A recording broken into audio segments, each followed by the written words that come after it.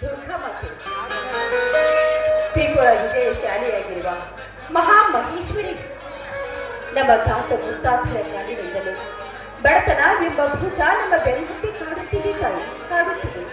ಆದರೆ ನನ್ನ ಹೆತ್ತ ತಂದೆ ತಾಯಿಗಳು ನನ್ನನ್ನು ಈ ಭೂಮಿ ಮನೆಯಲ್ಲಿ ಹಾಕಿ ಕಣ್ಮುಚ್ಚಿಕೊಂಡು ಸ್ವರ್ಗ ಸೇರಿದರು. ಆದರೆ ನನ್ನನ್ನು ಕೈ ಹಿಡಿದು ತಮ್ಮ ಸತ್ಯನ್ನಾಗಿ ಮಾಡಿ ಈ ಮನೆಗೆ ಕರೆದುಕೊಂಡು ಬಂದಿದ್ದಾನೆ ಗಂಡೆಯ ರೈತ ಅಂತ ಅನಿಸಿಕೊಂಡಿರುವ ನನ್ನ ಗಂಡ ಸತ್ಯವಂತ. ಆದರೆ ನಮ್ಮ ಇಬ್ಬರ ಬಾಳಿಗೆ ಕಣ್ಣುಗಳಿರುವ ನನ್ನ ಇಬ್ಬರು ಮೈದುನರು. ಒಬ್ಬ ಮೈದುನ ಜಮದಗ್ನಿ, ದಿನನಿತ್ಯ ಕುಸ್ತಿ ಕಬಡ್ಡಿ ಅಂತ ಊರೂರು ಅಲೆದಾಡ್ತಾನೆ ಇರ್ತಾನೆ. ಆ ನನ್ನ ಮೈದುನಿಗೆ ಯಾವುದೇ ಕೆಟ್ಟ ಬುದ್ಧಿಯೇ ಕೊಡದಂತೆ ಕಾಪಾಡುತ್ತಾನೆ, ಕಾಪಾಡು. ಇನ್ನು ನನ್ನ ಕಿರಿಯ ಮೈದುನ ಸಂಪತ್ ಸಿಟಿಯಲ್ಲಿ ಓದುತ್ತಿದ್ದಾರೆ. ಓದುತ್ತಿರುವ ನನ್ನ ಮೈದುನಿಗೆ ಒಂದು ಒಳ್ಳೆ ನೌಕರಿಯನ್ನು ದೊರಕಿಸಿಕೊಟ್ಟು ನಮ್ಮ ಬಾಳು ಬೆಳಗುವಂತೆ ಮಾಡುತ್ತಾರೆ. ಮದುವೆಯಾಗಿ 9 ವರ್ಷ ಗತಿಸಿದ್ರು ಕೂಡ ಇನ್ನು ಮಕ್ಕಳ ಭಾಗ್ಯವನ್ನೇ ಕಲಿಸಿಕೊಳ್ಳಲಿಲ್ಲ. ಆದರೆ ನನ್ನ ಮಡಿಲಲ್ಲಿ ಒಂದು ಮಗುವನ್ನು ಕೊಟ್ಟು ಬಂಜೆತನದಿಂದ ನನ್ನನ್ನು ದೂರವಿಡುತ್ತಾರೆ, ನನ್ನನ್ನು ದೂರವಿಡು.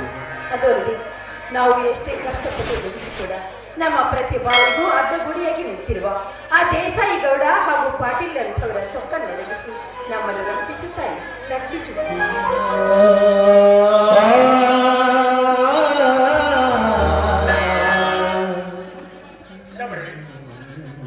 ತಾಯಿ ದುರ್ಗಾದೇವಿ ಪೂಜೆ ಮುಗೀತು. ಬನ್ನಿ ಸ್ವಾಮಿ, ದೇವರಿಗೆ ನಮಸ್ಕಾರ ಮಾಡಿ ಆಶೀರ್ವಾದವನ್ನು ಪಡೆದುಕೊಳ್ಳಿ. ಆಯ್ತು ಸಭೆ.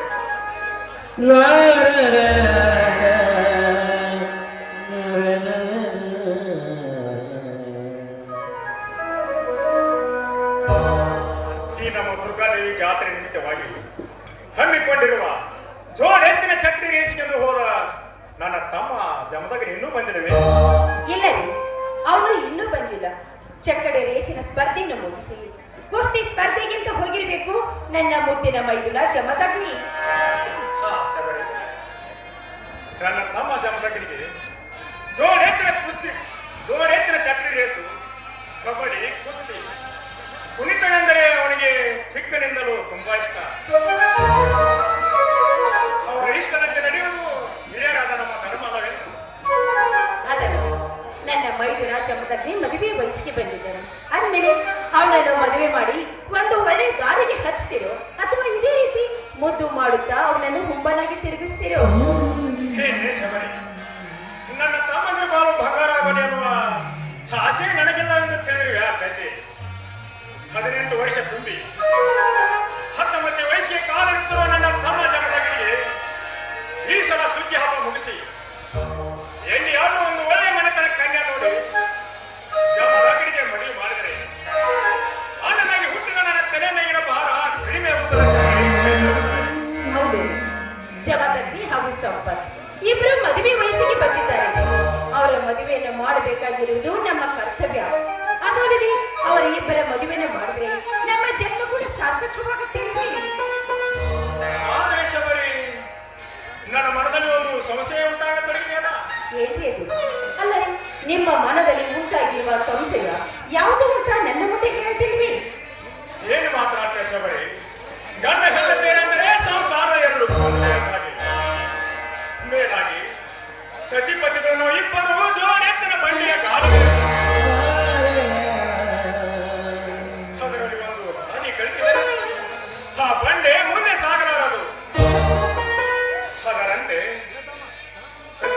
ಅದರಂತೆ ನನ್ನಿಬ್ಬರ ಭಾವನೆ ಒಂದಾದರೆ ಸಂಸಾರ ಸಸಾರ.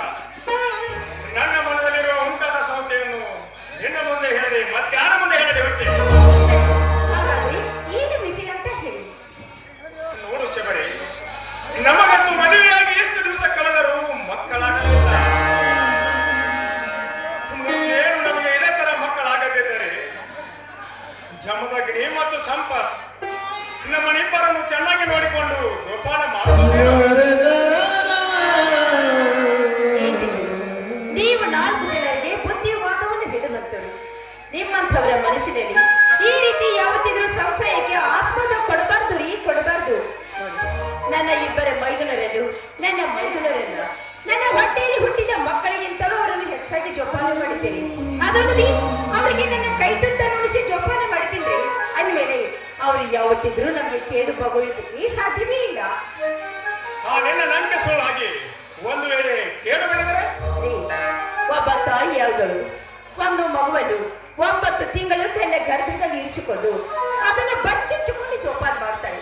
ನಾಳೆ ಆ ಮಗು ಭೂಮಿಗೆ ಜನಿಸಿದ ಮೇಲೆ ತಾಯಿಯಾದವಳು ತೊಡೆಯ ಮೇಲೆ ಹಾಕಿಕೊಂಡು ಎದೆ ಹಾಲನ್ನು ಉಳಿಸುತ್ತಿರುವಾಗ ಆ ಮಗು ಮಲ ವಿಸರ್ಜನೆ ಮಾಡಿದ್ದು ಅಂತ ತಿಳಿದುಕೊಂಡು ತಾಯಿಯಾದವಳು ತೊಡೆಯ ಮೇಲಿನ ಚರ್ಮವನ್ನು ಕತ್ತರಿಸಿ ಹಾಕುತ್ತಾಳು ಅಥವಾ ಮಗುವಿನ ರುಂಡವನ್ನೇ ಕತ್ತರಿಸಿ ಹಾಕ್ತಾಳ. ನೀವೇ ವಿಚಾರ ಮಾಡಿರಿ, ನೀವೇ ವಿಚಾರ ಮಾಡಿ. ಯಾಕಂದ್ರೆ ನನ್ನ ಮೈದುನರನ್ನ ನನ್ನ ಮಕ್ಕಳು ಅಂತ ತಿಳಿದುಕೊಂಡು ಅವರನ್ನು ಜೋಪಾನ ಮಾಡಿದ್ದೀವಿ. ಅಂದ್ಮೇಲೆ ಮುಂದೆ ಅವರಿಬ್ಬರಿಗೆ ಬಿಟ್ಟದ್ದು ನಮ್ಮನ್ನು ರಕ್ಷಿಸುವ ಭಾರ. ನೀನು ನಿಜವಾಗಲೂ ಧರ್ಮ ದೇವತೆ ಕಡೆ, ನೀನು ನಿಜವಾಗಲೂ ಧರ್ಮ ದೇವತೆ. ಅಂತ ದೊಡ್ಡದಾದ ಬಿರುನುಡಿಗಳು ನನಗೆ ಬೇಡ ರೀ, ಬೇಡ. ಶಬರಿ, ಈಗಿನ ಕಾಲದಲ್ಲಿ ಮಲತಾಯಿಯಾಗಿ ಬಂದು ಮಕ್ಕಳನ್ನು ಪಿಶಾಚಿಯಂತೆ ಕಾಣುವ ಈಗಿನ 21ನೇ ಶತಮಾನದ ಕಾಲದ ಕಲಿಯುಗದಲ್ಲಿ ಮೈದನರನ್ನು ನನ್ನ ಮಕ್ಕಳಂತೆ ಕಾಣುವ ನಿನ್ನ ಹಿರಿಮೆ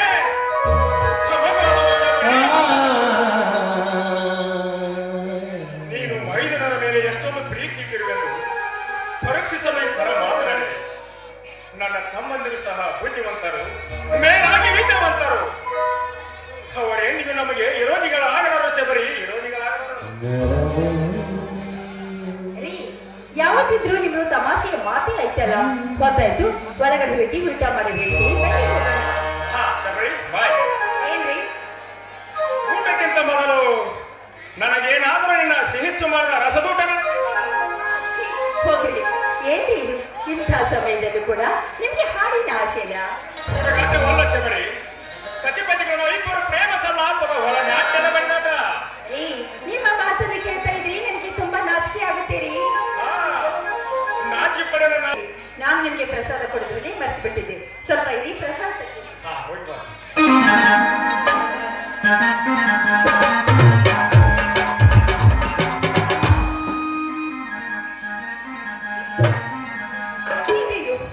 ನಿಮ್ಮ ಅಂಗಡಿ ರಕ್ತ ಏನ್ರಿ ಆಗಿದೆ ನಿಮ್ಗೆ? ಏನಾಯ್ತು ಅಂತ ಹೇಳಿ ಸ್ವಾಮಿ, ಏನಿದು ರಕ್ತ? ಗಾಬರಿ ಹೇಗಬೇಡಿ ಶಬರಿ, ಗಾಬರಿ ಇದೆಲ್ಲ ನಮ್ಮಂತ ರೈತರಿಗೆ ಆ ದೇವರ ಕೊಟ್ಟ ಬಹುಮಾನ, ದೈವ ತಂದ ದುರಂತ. ಈ ರೀತಿ ನೀವು ಸೊತ್ತಿ ಬಳಸಿ ಮಾತಾಡಿದ್ರೆ ವಿಷಯ ಏನು ಅಂತ ನನಗೆ ಹೇಗೆ ಅರ್ಥ ಆಗ್ಬೇಕು? ಯಾಕಂದ್ರೆ ಮೊದಲೇ ನಾನು ಅಶಿಕ್ಷಿತರು, ಏನು ಅಂತ ಬಿಡಿಸಿ ಹೇಳಿ ಸ್ವಾಮಿ ನನಗೆ. ಗಂಡನೇ ದೇವರೆಂದು ನಂಬಿ ಪೂಜಿಸುತ್ತಿರುವ ಹೆಣ್ಣು ಮಾರಿಯಾದ ನಿಜ ಸಂಗತಿಯನ್ನು ನಿನ್ನ ಮುಂದೆ ಹೇಳದೆ ಮತ್ತಾರ ಮುಂದೆ ಹೇಳಲಿ ಶಬರಿ, ಮತ್ತಾರ ಮುಂದೆ ಹೇಳಲಿ. ನಮ್ಮ ಮೇಲಿನ ದ್ವೇಷಕ್ಕಾಗಿ ಆ ದೇಸಾಯಿ ಗೌಡ ತನ್ನ ಆಳುಗಳನ್ನು ಕಳಿಸಿ ನಮ್ಮ ಬೆಳೆ ತುಂಬಿ ನಿಂತ ಊರು ಮುಂದಿನ 1 ಎಕರೆ ಹತ್ತಿ ಬೆಳೆಯನ್ನು ಹೊರಗೆ ನಾಶ ಮಾಡಿದರೆ ಶಬರಿ, ನಾಶ ಮಾಡಿದರೆ.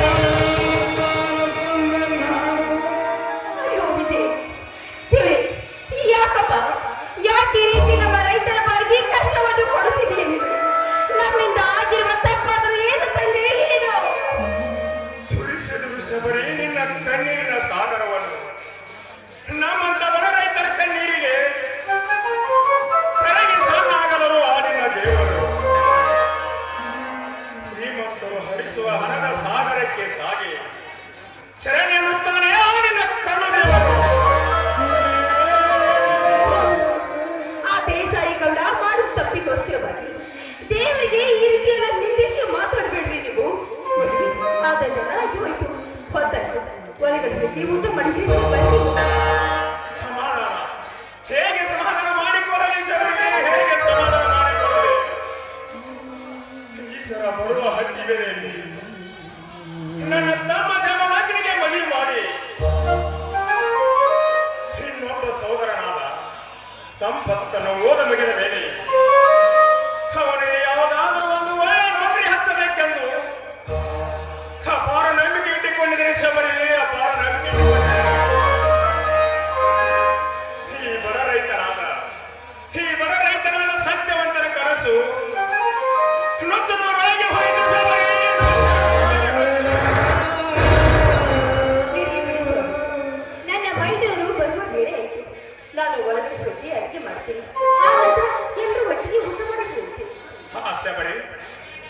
ನಾನೊಂದು ಮಾತು ಕೇಳ್ತೀಯಾ?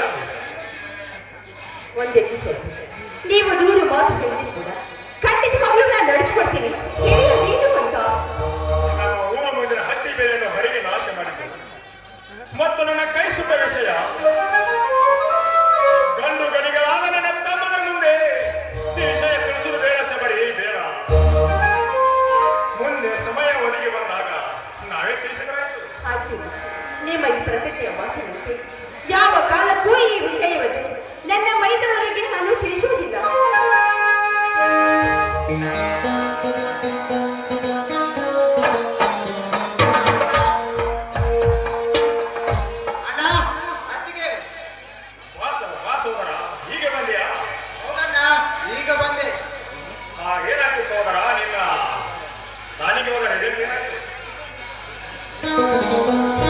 ಚೆನ್ನಾಗಿ ಪಾಸ್ ಆಗಿದ್ದೇನೆ ಅಣ್ಣ.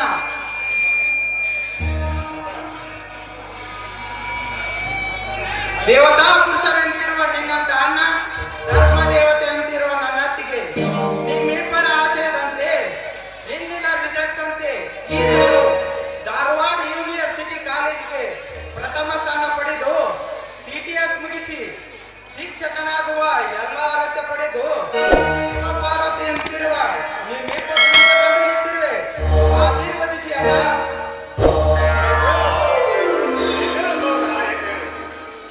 ನೀನು ಬಡ ಕುಟುಂಬದಲ್ಲಿ ಜನಿಸಿದರು, ಕುವರ ನೀನಾಗದಿದ್ದರೂ ಕುಬೇರನೆಂಬ ಕಾಲ ಹತ್ತಿರ ಬಂದಾಗ ಕುಬೇರನಾಗಬೇಕೆಂಬ ದುರಾಲೋಚನೆ ನನಗಿಲ್ಲಣ್ಣ. ಕೂಲಿ ನಾಲಿ ಮಾಡಿ ಬದುಕುತ್ತಿರುವ ನನ್ನಂತ 4 ಜನ ಬಡ ಮಕ್ಕಳಿಗೆ ವಿದ್ಯಾಭ್ಯಾಸ ಕಲಿಸಿದರೆ ಅವರ ಆಶೀರ್ವಾದದ ಹಾರೈಕೆ ನನಗೆ ಸಿರಿ ಸಂಪತ್ತು. ಆಶೀರ್ವದಿಸಿ ಅತ್ತಿಗೆ. ಈ ನಿನ್ನ ಮಾತನ್ನು ಕೇಳಿ ನಮಗೆ ತುಂಬಾ ಸಂತೋಷವಾಯಿತು.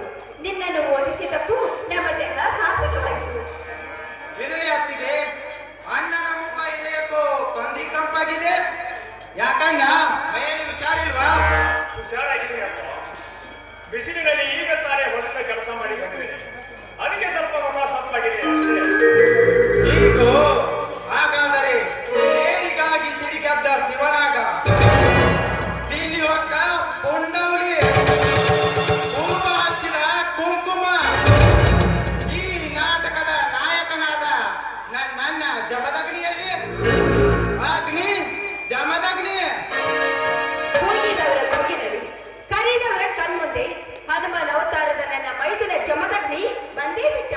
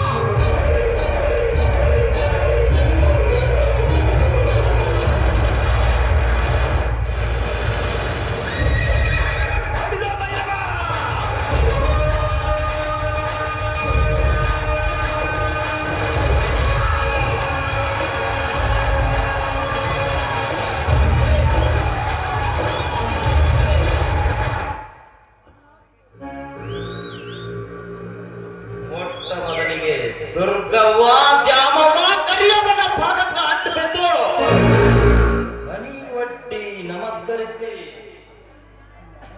ಒಂದಾನೊಂದು ಕಾಲದಲ್ಲಿ ಒಬ್ಬ ರಾಜನ ಮಗ ರಾಜನಾದ ಕರಿಯವ್ವ, ಒಬ್ಬ ಬಡ ರೈತನ ತಮ್ಮ ರಾಜನಾದ ಕತೆ, ರಾಮನಾದ ಕತೆ. ಪುಟ್ಟ ಕಂಗಳಲ್ಲಿ ವಿಶಾಲವಾದ ಮನಸ್ಸಿನಿಂದ ನಮ್ಮನ್ನ ನೋಡೋದಕ್ಕೆ ಬಂದಿದ್ದೀರಾ? ನಿಮ್ಮನ್ನ ನೋಡೋದಕ್ಕೆ ನಾವು ಬರಬಾರ್ದ? ಬರ್ತೇವೆ. 10 ದೇವರಿಗೆ ಹರಕೆ ಹೊರುವುದರ ಜೊತೆಗೆ 20 ವರ್ಷ ಕಟ್ಟಿಗೆ ಹೊತ್ತು ನನ್ನನ್ನ ಸಾಕಿ ಸಲುಹಿ ಇವತ್ತು ನಿಮ್ಮ ಮುಂದೆ ನಿಲ್ಲೋದಕ್ಕೆ ಮುಖ್ಯ ಕಾರಣ ನನ್ನವ್ವ, ನಮ್ಮಪ್ಪ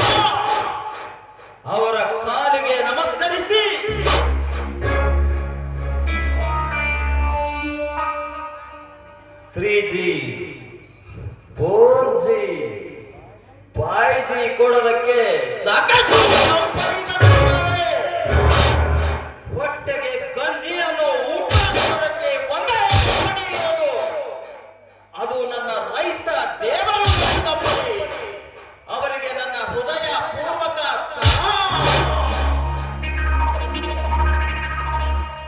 ಕಣ್ಣಂಬಾಡಿ ಕಟ್ಟೆನ ಕಟ್ಟೆ ರೈತರ ಹೊಟ್ಟೆ ತುಂಬಿಸಿದ್ದು sir M Visvesvaraya. Single majority government ಸರ್ಕಾರಕ್ಕೆ ಬಡವರ ಹೊಟ್ಟೆ ತುಂಬಿದ್ದು ಸಿಎಂ ಸಿದ್ದರಾಮಯ್ಯ. ಆ ನನ್ನ ದೇವರಿಗೆ ನನ್ನ ದೊಡ್ಡ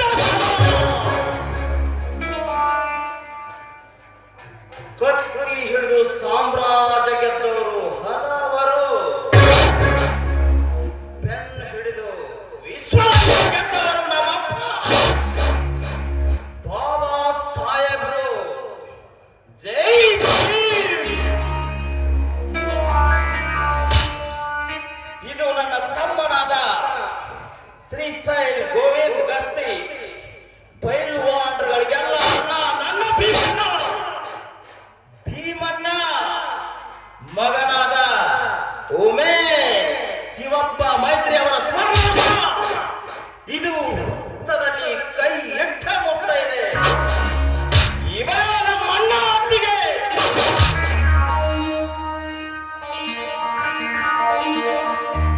ಬಾಬಯ್ಯ ಈಗ ಬಂದೇನಪ್ಪ? ಹೌದಮ್ಮ, ಈಗಲೇ ಬಂದೆ. ಓ ಸಹೋದರ ಸಂಪ, ನೀನ್ ಯಾವಾಗ ಬಂದಿಯೋ? ಒಂದು ಕೆಲವು ಗಂಟೆಗಳಾಯ್ತಣ್ಣ. ಸಹೋದರ ಜಮದಗ್ನಿ, ನೀನು ಜೋಡೆತ್ತಿನ ಚಟ್ನಿ ರೇಸ್ಕೊಂಡು ಹೋದ ಕೆಲಸ ಏನಾಯ್ತಪ್ಪ? ಹೋದ ಕೆಲಸ ಸಕ್ಸಸ್ ಮಾಡದೆ ಸೋತು ಹಿಂತಿರುಗಿ ಬರುವುದು ಈ ವೀರ ಕೇಸರಿಯಾದ ಜಮದಗ್ನಿಯೇ ಬಂದಿಲ್ಲ. ಮುಂದೆ ಬರುವುದು ನನ್ನ. ಅಂದರೆ ನೀನು ಚಕ್ಕಡಿ ರೇಸಿನಲ್ಲಿ ಗೆದ್ದು ಜಯಶಾಲಿಗೆ ಬಂದೆಯಾ?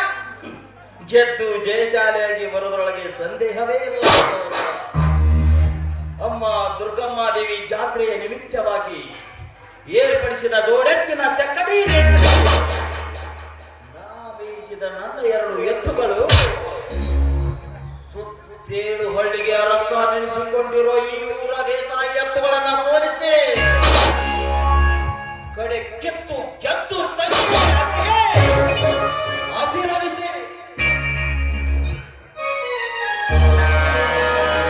ಎತ್ತಿರು ಮೈದಿನ, ಎತ್ತಿರು. ನೀನು ಯಾವತ್ತಿದ್ರೂ ಗೆಲುವಿನ ಸರದಾರನಾಗ್ಬೇಕನ್ನೋದು ಈ ನಿನ್ನ ಅತ್ತಿಗೆ ಆಸೆ. ಹತ್ತಿಗೆ ಆವಿನ ಆಶಾ ಗೋಪುರದ ಕನಸನ್ನ ನನಸಾಗಿಯೇ ಮಾಡುತ್ತೇನೆ. ಅದಕ್ಕೆ ಒಂದು ವೇಳೆ ಯಾವನಾದ್ರೂ ಬಂದ್ರೆ ಅವನನ್ನ ಕೊಂಡನೇ ಕಡಿದು ಕೈಲಾಸಕ್ಕೆ ಕಳಿಸಿಬಿಡುತ್ತಾನೆ ಜಮದಗ್ನಿ. ಅಣ್ಣ ಜಮದಗ್ನಿ, ಒಂದು ವೇಳೆ ಯಾರಾದರೂ ನಮ್ಮ ಮನೆತನದ ಮೇಲೆ ಕೈ ಮಾಡಿ ತೋರಿಸಿ ಕಣ್ಣು ಮಿಟುಕಿಸಿ ಹೊಳ್ಳಿ ನೋಡಿ ನಮಗೆ ಕೆಟ್ಟ ನುಡಿಗಳಾಡಿದರೆ ನೀನು ಮಾತನಾಡುತ್ತಿರುವೆ ಸಹೋದರ ಸಂಪ. ಸಮರಕ್ಕೆ ಸಿದ್ಧನಾಗಿ ನಿಂತಿರೋ ಇಲ್ಲಿ ನನ್ನ ಜಮದಗ್ನಿಗೆ ಪ್ರಾಣದ ಬಳಿಯಿಲ್ಲ. ಒಂದು ವೇಳೆ ನನ್ನ ಮನೆತನದ ಕಡೆ ಕೈ ಮಾಡಿ ಬಂಡತನ ತೋರಿಸಿದ್ದೇನೆ ಆದದ್ದಾದ್ರೆ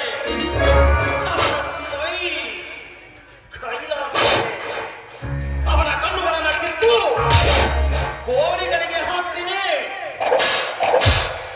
ನಮಗೆ ಕೆಟ್ಟ ನುಡಿಗಳನ್ನಾಡುವ ಪುಣ್ಯ ಸೂರ ರೋಗದ ಸೂರನಾಗಿದ್ರು ಅವನ ಬಾಳಿಗೆನ ಕತ್ತರಿಸಿ ಈ ಜಗದಲ್ಲಿ ನಾವೇ ಗಂಡುಗಲಿಗಳು ಎಂದು ಮೆರೆಯುತ್ತಿರುವ ಶ್ರೀಮಂತರ ಪಾಲಿಗೆ ಕರಿ ಕಾಳಿಂಗ ಸರ್ಪನಾಗಿ ಹೋಗಬೇಕಂದ್ರೆ ನಾನು ಪುಂಖ ಪುರುಷರ ಗಂಡ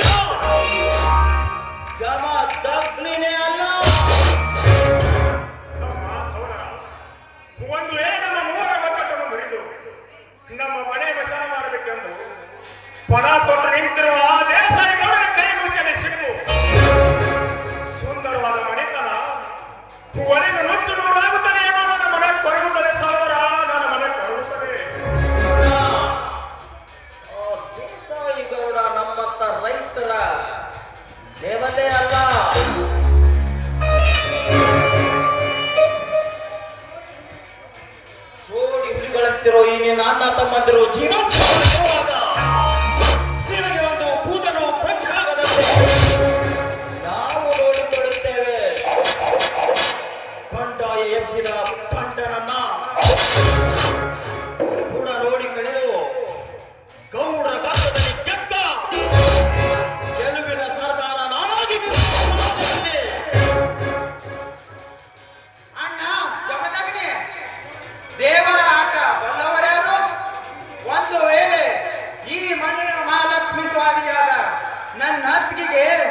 ಸಾಧ್ವಿಯ ಸತ್ವ ಪರೀಕ್ಷೆಯಾಗುವ ದುರ್ಗತಿಯ ಸಮಯ ಬಂದರೆ ಸಹೋದರ ಸಮರ ಇವಳು ಅಂಚಿಂತ ಅತ್ತಿಗೆ ಆಗುವ ಸತ್ತ ಗಂಡನನ್ನೇ ಮರಳಿ ಪಡೆದ ಸತೀ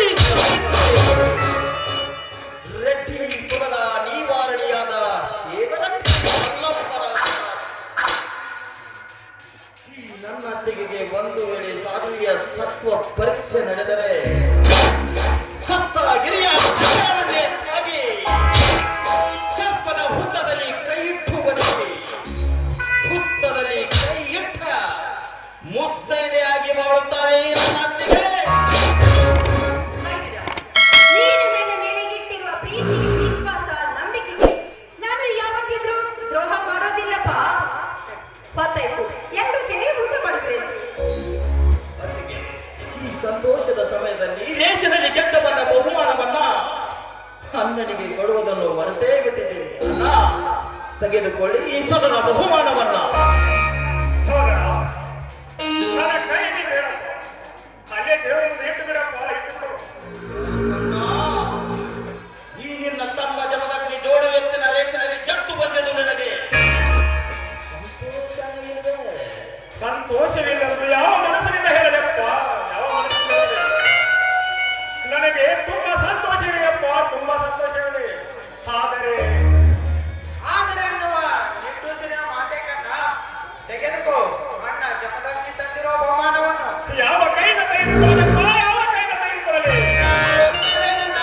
ನಿನ್ನ ಮಾತಿನ ಅರ್ಥ ಸಂಪತ್ ಹಿಂದೂ ಹೊಲದಲ್ಲಿ ಆ ದೇಸಾಯಿಗೌಡ ದೇಸಾಯಿ ಗೌಡ ನಿನ್ನ ತಲೆ ಕಡಿಯುತ್ತೇನೆ ಎಂದು ನೋಡಿದನೆ. ಇಲ್ಲ, ನಿನ್ನ ಸಿರ ಹರಿಯು ರಕ್ತ ಹಾಕುತ್ತೇನೆ ಎಂದು ನೋಡಿದನೆ. ಹೇಳಣ್ಣ, ಹೇಳು ಏನಾಯ್ತೆಂದು. ಮೌನವಾಗಿ ನಿಲ್ಲಬೇಡಮ್ಮ ಈ ವಿಷಯದಲ್ಲಿ. ಅತ್ತಿಗೆ, ನೀವಾದ್ರೂ ಹೇಳಿ ಅಮ್ಮ ನಿಜ ಸಂಗತಿಯನ್ನ. ಅದು ಅದು ನುಡಿಯದರು ಶಬರಿ ನನ್ನ ತಮ್ಮಂದ್ರ ಮುಂದೆ ಆ ನಿಜ ಸಂಗತಿಯನ್ನು. ಅತ್ತಿಗೆ, ನೀವೀಗ ನಿಜ ಸಂಗತಿ ನುಡಿಯದೆ ಹೋದರೆ ನನ್ನ ತಾಯಿ ದುರ್ಗಾ ಮಾತೆ ಮೇಲೆ ಆನೆಯಾಗಿದೆ ತಾಯಿ. ಮೈದುನ, ಅತ್ತಿಗೆ ಹೇಳು ಏನಾಯ್ತೆಂದು. ಮೈದುನ, ಆ ದೇಸಾಯಿಗೌಡ ನಿನ್ನೆ ನಮ್ಮ ಹೊಲಕ್ಕೆ ತನ್ನ ಆಡುಗಳನ್ನು ಬಿಟ್ಟು ನಮ್ಮ ಊರ ಮುಂದೆ ಇರುವ 1 ಎಕರೆ ವರಲಕ್ಷ್ಮಿ ಹತ್ತಿ ಬೆಳೆಯನ್ನು ಹರಿದಿ ನಾಶ ಮಾಡಿದ್ದಾರಪ್ಪ, ನಾಶ ಮಾಡುತ್ತಾರೆ.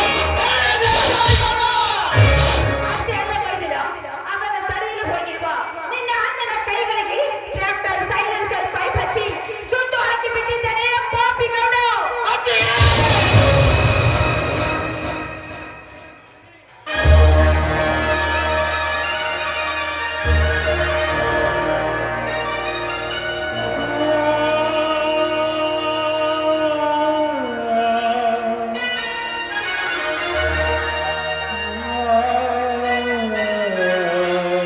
ಮಹಾವಣ್ಣ, ಮೌನವಾಗಿ ನಿಂತ್ಕೊಂಡು ಬಿಟ್ಟಿದ್ದೀಯಾ ದೇವರನ್ನ?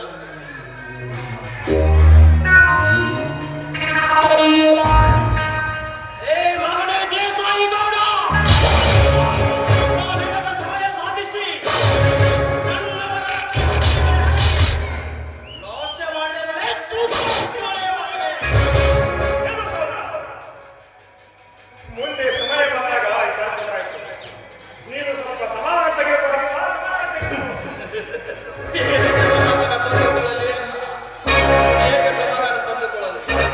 ಓ ದೇಸಾಯಿ ಗೌಡನ ದರ್ಪವನ್ನ ತಪ್ಪನೆ ದರ್ಪಗಟ್ಟಿದ ದೊರೆ ನಾನಾಗಿ ನನ್ನ ಹೊಟ್ಟೆಯಲ್ಲಿ ಉರಿತಿರುವ ಸೇಡಿನ ಕೆಟ್ಟವನ್ನು ಆರಿಸಿಕೊಳ್ಳುವೆ. ಸುಟ್ಟು ಬಿಡಣ್ಣ, ನನ್ನನ್ನು ತಡೆಯಬೇಡ.